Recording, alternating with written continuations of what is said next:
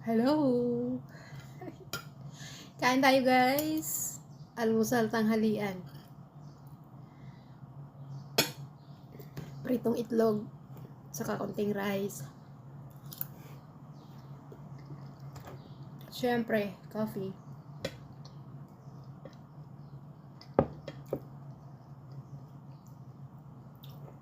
Almusal tanghalian guys kasi mag-alas 12 na ng tanghali.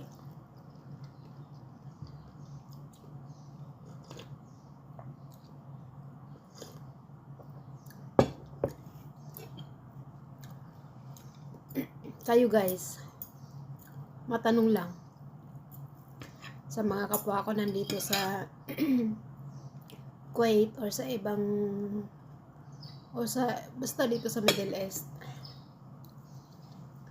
Nag-worried ba kayo para sa buhay nyo? Sa nangyayaring giyera na yan? Nag-aalala ba kayo or natatakot kayo? Na baka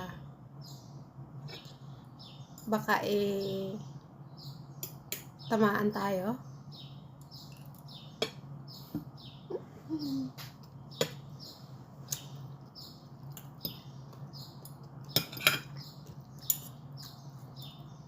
Ako guys, hindi.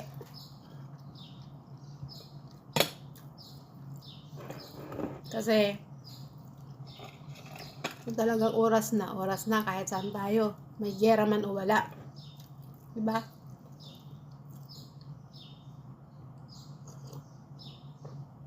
Mas iniisip ko or inaalala ko yung pag bigla tayo na uwi ng Pinas sa panahon ngayon na yung takot, yung crisis ay ramdam doon, mas ramdam doon sa Pinas kaysa sa dito guys. Totoo yan. Ang pamasahe tumaas, lahat ng bilihin tumaas, yung bigas guys. Malapit na magdoble yung presyo sa bawat kilo ng bigas. Kung nandun ako, uwi ako doon, ako nagpapakain sa pamilya ko, paano na?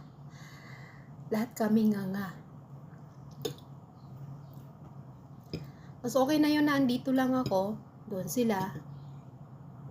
Hanggat sumasahod ako, makakakain sila, di ba? Hanggat hindi pa tayo natsatsambahan, buhay ako, buhay sila. Hindi tulad pag umuwi ako, lahat kami nga.